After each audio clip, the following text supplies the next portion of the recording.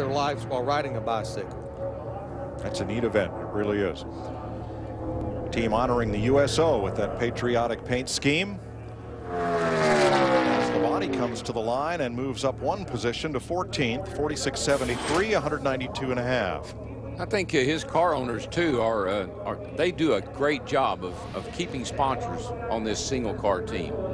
Really do.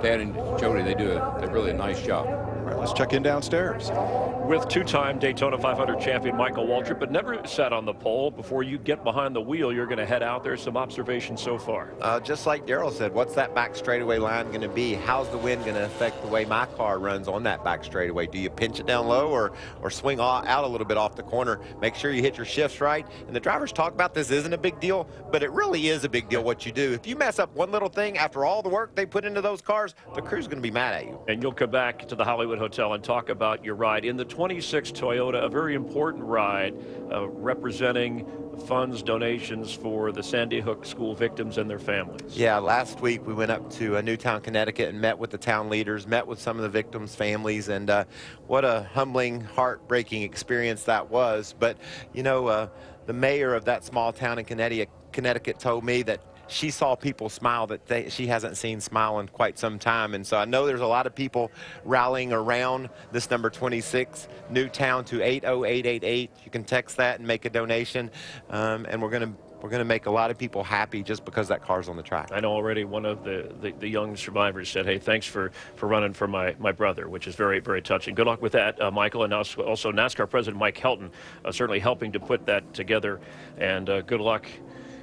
Possibly a shot at a third Daytona 500 championship. Wow. But you got to do well. You want to get in that top 20, top 25. Yeah, I think if we can get in the top 25, we'll be able to relax for a couple of days. If not, I'll be up on the chip wondering what's going to happen on Thursday. You'll be edgy. Good luck. All right, Ed, if you call yourself a sports fan, you got to get DirecTV. Call 1-800-DirecTV. And, of course, aerial views of pole qualifying, the front row provided by DirecTV. We wish Michael Waltrip good luck. Let's head back to Mike Joy. Thanks, Chris. On track is Jamie McMurray for Chip Ganassi, or Earnhardt Ganassi Racing, with Felix Sabates. McMurray from Joplin, Missouri. I guess he's NASCAR's newest dad. He is. Daughter Hazel was born just before he made his trip down here to Daytona. I think the interesting thing about this car, particularly in his teammate Juan Montoya, is they switched engine manufacturers over the winter. They went from ECR over to the Hendrick Motorsports Group. And all these Hendrick Motorsports cars, their engines, they are performing down here, Larry. They have got some power under the hood, and Jamie's going to run a great lap here. At least it looked like he was till he came off turn 4.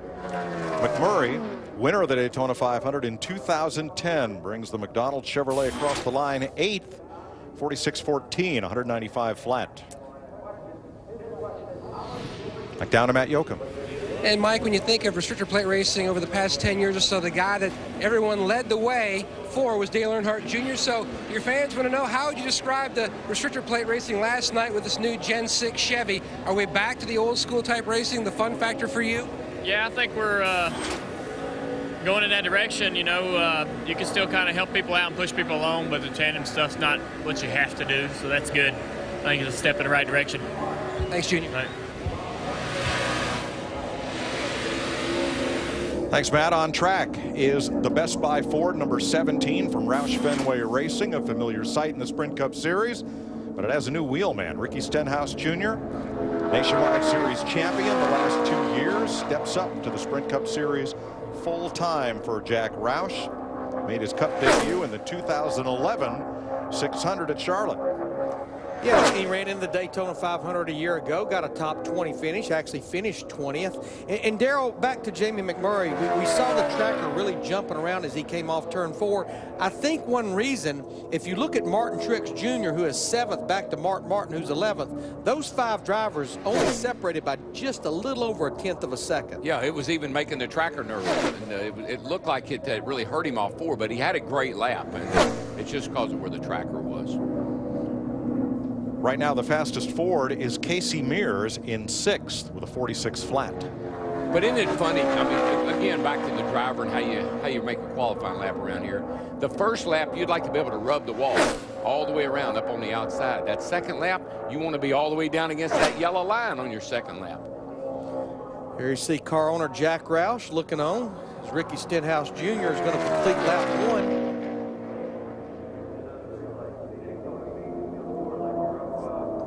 .46.61. That's just kind of an okay first lap. We've seen a lot of drivers run in the 50s and 60s on lap 1. Jack Roush with the speed chart and the stopwatch. Sucker. And oh no, could it be a Stenica front row for the Daytona 500?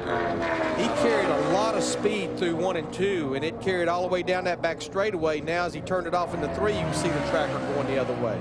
I know where Jack Roush is watching from. Where is Danica watching from? She might be in her motor coach watching our broadcast. I'd say she's she's with Chris Myers looking on. Here comes Ricky across the stripe. Not going to be the front row. no, but Fifth. That's a good lap. Very good lap. 46.02 for Ricky Stenhouse. He is the fastest Ford, 5th fastest overall. And Danica joins Chris Myers right after we come back. I have low testosterone. There, I said it. How did I know?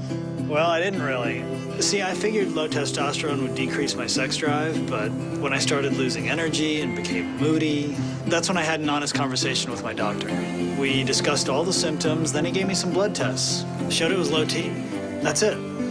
It was a number, not just me. Today, men with low T have Androgel 1.62% testosterone gel, the #1 prescribed topical testosterone replacement therapy. Increases testosterone when used daily. Women and children should avoid contact with application sites. Discontinue Androgel and call your doctor if you see unexpected signs of early puberty in a child or signs in a woman, which may include changes in body hair or a large increase in acne, possibly due to accidental exposure. Men with breast cancer or who have or might have prostate cancer, and women who are or may become pregnant or are breastfeeding should not use Androgel. Serious side effects include worsening of an enlarged prostate, possible increased risk of prostate cancer, lower sperm count, swelling of ankles, feet, or body, enlarged or painful breasts, problems breathing during sleep, and blood clots in the legs. Tell your doctor about your medical conditions and medications, especially insulin, corticosteroids, or medicines to decrease blood clotting. So, what do men do when a number's too low? Turn it up. In a clinical study, over 80% of treated men had their T levels restored to normal. Talk to your doctor about all your symptoms. Get the blood tests. Change your number. Turn it up. Androgel 1.62%. All right, if you're thinking about getting a new truck, you're probably thinking about fuel economy. Well, you're going to want some torque to go with it. Because unless you're using your truck to deliver pizzas, you ain't getting anything done without it. Torque is power. It pulls trailers, hauls dirt, drags boulders. Torque is what gets the cap off your beer. And only the Ford F-150 with EcoBoost has the best combination of torque and fuel economy. Think about that. Introducing the new 2013 F-150. Okay, so I've got some of the new designs from the Unicorn Apocalypse game. Awesome. Share it up. Really good stuff. Well, I wanted it to look like a real unicorn. The way they look in real life. I really like how the horn is broken. Yeah, it's decayed, but still lethal. What about glitter for the main? No glitter. They leave little glittery drops everywhere. One second, we're just gonna make a quick sidebar. There will never be glitter in this game. Get more done together on the Galaxy S3 and Note 2. Save up to $50 on Samsung smartphones at Best Buy and Best Buy Mobile.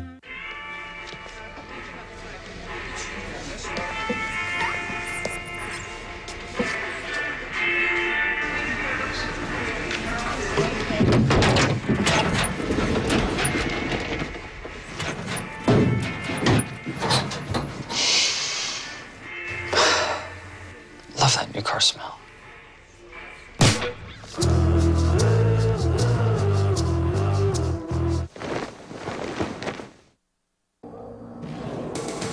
Daytona 500 pole qualifying is sponsored by the new 2013 Ford F-150 with EcoBoost, by Samsung Galaxy Note 2. The next big thing is here. And by Geico. 15 minutes could save you 15% or more on car insurance. Pole qualifying here for the Great American Race next Sunday. David Rudiman wrapping up, and Greg Biffle due up in just a moment, but currently on the pole and joining us here in the Hollywood Hotel, Danica Patrick and her GoDaddy Chevrolet. Thanks for joining us. You're welcome. And Thank you. Congrats. So we were just watching as Ricky Stenhouse, you said you don't mind talking about your boyfriend, rooting for him. You said he'll be happy with where he ran currently. Don't get me wrong, I still want the pole, but no, I think he'll be happy with that time. How different Speed Weeks this year, at least coming into this after your experience last year, and how much did that benefit you? Yeah, I mean, I think any experience is good experience.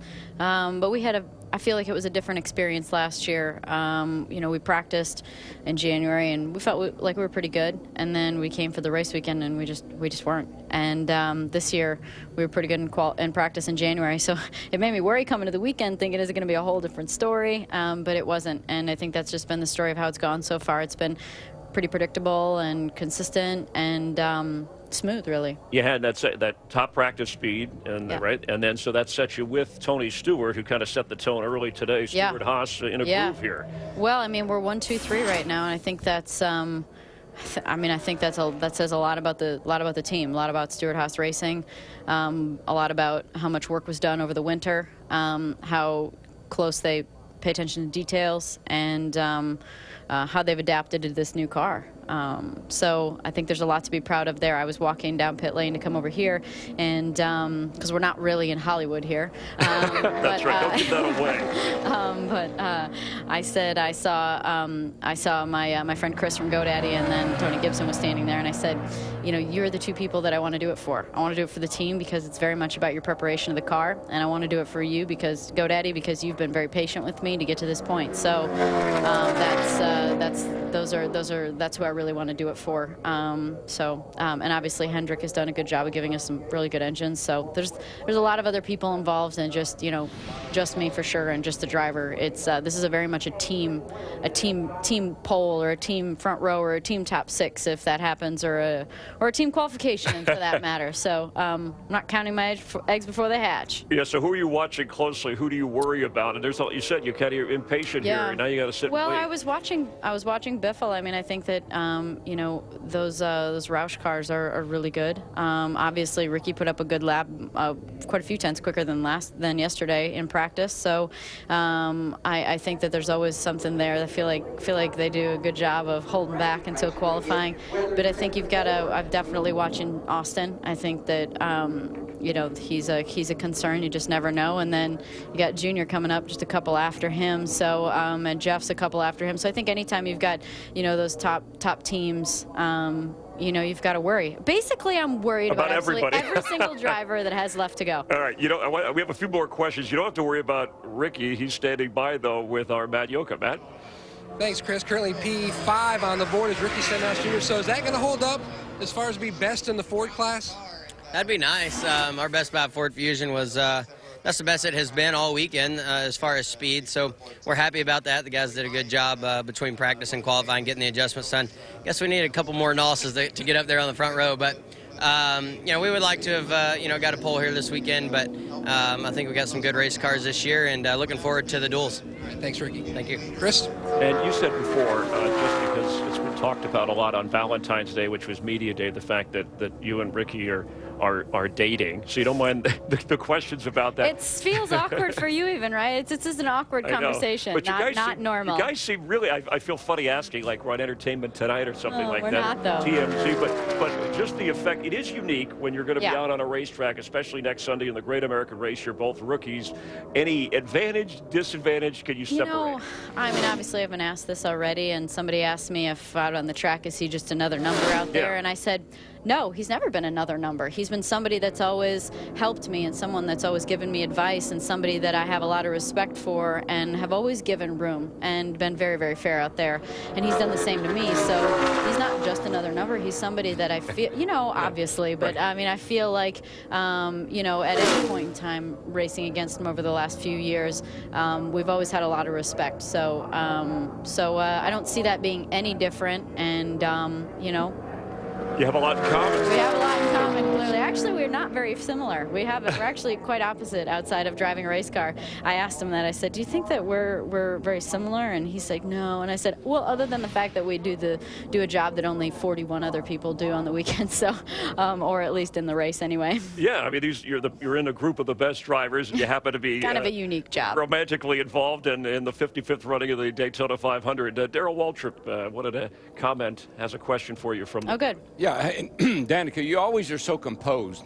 I've seen you lose your temper a few times, but were you nervous today